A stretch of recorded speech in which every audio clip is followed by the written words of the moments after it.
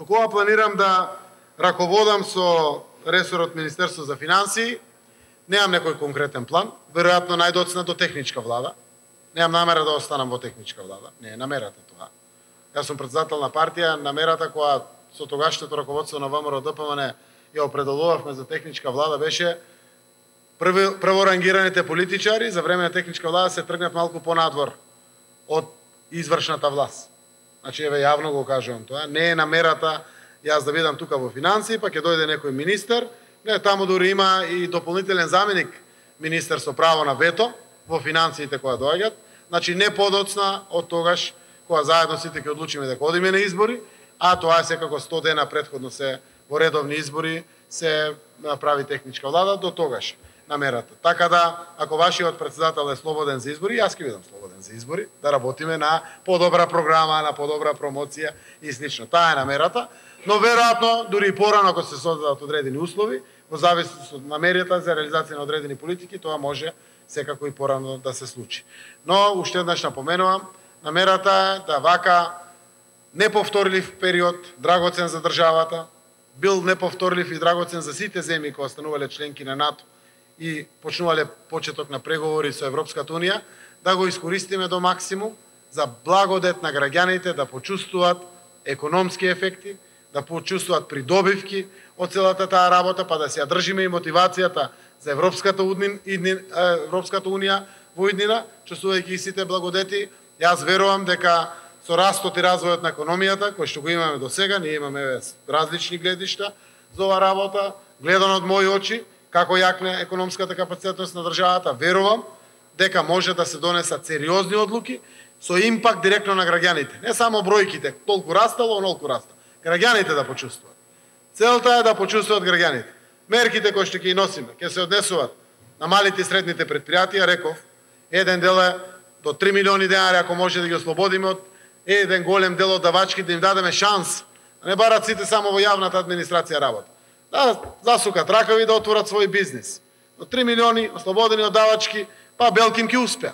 Па ќе станат поголеми бизнисмени од 3 милиони денари годишно, па дури после нека плаќаат даноци на државата. И има многу земји тоа го направиле. Верувам со пресметките кога ќе влезам, досега сме работеле со Тевдовски и со другите институции, дека имаме капацитетност тоа да го носиме, да им дадеме шанса на младите. Вториот дел е платите да пораснат во државата. На природен, едноставен начин. И сега ги има, ама ги дават во кеш. Да ги легализират тие плати, да ги дават како што треба, да ги домотивираат за себе газите работниците, да им останат во фирмите, а па работниците да бидат доволно мотивирани да не ни бегат надвор од државата. Да останат тука. Тоа е тој дел кој што сакаме да го работиме. Едниот дел ќе биде со субституција, тоа го разговараме, со субституција на придонесите, пензиски и здравствени. Со субституција. Ние ќе им дадеме на фирмите пари, за да си платат, директно ќе им дадеме пари да си платат здравствени и пензиски придонеси. Ќе им дадеме, кои што каде го плаќат? Во фондот за пензиско и за здравство. Само да го најдеме капацитетноста, како ќе ги најдеме тие средства, без да се задолжуваме нормално. Заради тоа што ако расте економијата, треба на вистински начин да ги алоцираме токму во тој правец, да работниците добијат повисоки плати, газдите и менаџерите да си ги задржат мотивирани работниците тука и генерално сето тоа е зголемена јавна потрошувачка која пак некако се враќа во буџетот на државата. Тоа е филозофијата. Ако расте во таков случај пензискиот фонд на природна основа, кој што сега е стабилизиран, не додаваме дополнителни пари нови во пензискиот фонд, е стабилизиран. Ако расте, а расте, до сега 8% во првите 5 месеци. Ако продолжи да расте, тој фонд е за пензионерите. Ќе поделиме тие пари на пензионерите во поголеми пензии, кои што на крајот се зголемена потрошувачка моќ на нашите граѓани. Така да намерата е таа, кажав само 3 мерки, постојат мал милион мерки во делот на флексибилноста на странските инвестиции, во делот на привлекувањето на домашните инвеститори дополнително, во делот на младенската гаранција која што некако допира, во делот на прибирањето на даноците. Влеговме сега од 1 јули, од понеделник влегува повратокот на ДДВ за самите граѓани, тоа мора да даде ефекти. Кога даночната евазија 30% не може да не даде. Прашање дали ќе бидат 1% или 30% од даночната евазија ќе отклониме, но ќе дадат ефекти. Мора да дадат граѓаните. Нека си ги вратат тие пари за нив. Сето тоа во такви моменти верувам дека ќе даде сериозни резултати. Транспарентно зборувам, знам дека ако нешто тоа што го кажувам не биде реализирано, пак ќе ми го земе опозицијата за зло, ама кажано пак ќе ми бива и притисок за да може сите заедно како влада максимум да изреализираме од оваа работа. А и мислам дека ако опозицијата знае транспарентно за намерите, таа не може да биде против нешто што е добро за граѓаните. Секако дека ќе го поддржи ако граѓаните почувствуваат поголеми пензии и поголеми плати. Волјата од сите заедничка е дека треба да продолжиме со децентрализацијата заради до демократизација на општеството. Сте биле советник, знаете дека граѓаните многу полесно ќе дојдат до советникот, до градоначалникот, отколку до министерот за одредени прашања и желбата во многу области постои. Барањето кое што ЗЕЛС го има, ДДВ-то од 4,5 во моментот колку што е, да се зголеми на 10% како нивен приход, или персоналниот данок од 3% на 50%, јас соопштив дека е легитимно барање, но мора да преземат и надлежности со ова барање, не само за пари. Да чека дека ние така ќе ги распределуваме парите и готово. Парите се драгоцени и треба да рационално да ги користиме. Со задоволство ќе ги пренесеме со еден нов пакет на фискална децентрализација, но паралелно со институции. Да преземат и институции. Во еден таков момент рековме, таму беше дискусија, дека сите општини не се спремни прво да ги преземат надлежностите. Но дај да таргетираме 1. јануари 2020 како цел и да формираме работни групи, да видиме кои се спремни и за каков тип на надлежности се спремни. И формиравме работна група во која што ќе учествувам јас, министерот за локална самоуправа, транспорт и врски, соодветните министерства што ги спомнавме, по чии ингеренции се институциите, а ЗЕЛС исто така една работна група, која што дополнително ќе си направат анализи и некаде до 15 јули да направиме прв состанок, за да таргетираме работите, а до 1 септември да имаме веќе одредени предлози за јавна дебата и дискусија за пренесување на надлежност.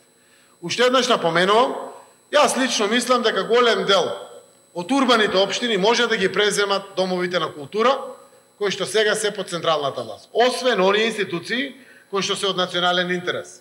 Не знам, филхармонија, национална опера и балет и други институции. Другите да ги децентрализирам. Јас мислам дека приматели на социјална помош многу полесно ќе добијат правична социјална помош ако тоа на локално ниво се одлучува, а не на централно ниво, затоа што многу често ни се случува по пат на привилегии, по пат на партии, некои луѓе да добијат социјална помош, а не заслужуваат. А за сметка на тоа, тие што имат потреба од социјална помош, немат како да ја добијат. Кога ќе видат тоа на локално ниво, ќе дигне глас обесправениот граѓанин. И не може тој да биде обесправен. Ако дигне глас некој во Битола, во Струмица или во Охрид, тешко ќе ослушнеме ние во Скопје. Делот на шумската полиција, например, или македонски шуми, или АД водостопанствата, тие се регионално поставени. И тука зборувавме за регионалната поставеност. Во државата од 2008 година има статистички региони 8, кои што генерално се администратори и многу ретко имат по некој регионален проект. Замислата која што споделивме таму, дај да ги зајакнеме. Нека имат и по некој регионален проект, па за да земат АД водостопанство Битола, ако не е за Битола ли, кај Новац или Могила ли, кај кој и да е, нека го координира тој статистички регион.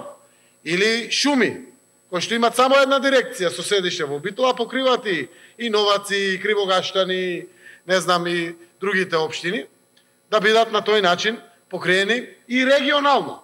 Да не робуваме некогаш, ако нема капацитет одредена општина, почесто тоа е руралните општини, па како тоа они ќе добијат децентрализација на власт. Така да, за двостепеноста на локалната власт сме разговарали да ги искористиме постојните законски решения. Статистичките региони. Тие веќе спроведуваат доста регионални проекти, кај што советите на самите региони, составени од градоначалници, ги одлучуваат, а тие ги спроведуваат. Партиципираат дел општините пари, дел од локална самоуправа, многу често имат и грантови и спроведуваат регионални проекти. Така да, треба тие да одлучуваат, например, за важноста на регионални патишта. Зошто не? Зошто да одлучува Китанов со неговиот управен одбор, како директор на јавното претпријатие за државни патишта и управниот одбор. Мислам дека регионот Битола повеќе знае што е за него важно, отколку овде и ЈПДП. Или, не знам, кога ќе аде водостопанство Тиквешко поле, има проблем со ненавременото чистење на каналите за наводнување. Веројатно тоа ќе биде поекспедитивно и експресно направено ако Тиквишијата сама се одлучува за тој дел. Дистрибуцијата на водата, наплата на сметките од земјоделците, флексибилност околу менеджментот на тој дел, отколку централата овде на АД водостопанство, кој што ќе ми простате еден поголем дел, појма немат што е систем за наводнување. Администрација, трупана, тие теми ги отворивме и јас ја користам приликата парламентот да го избрифирам и информирам директно за намерите.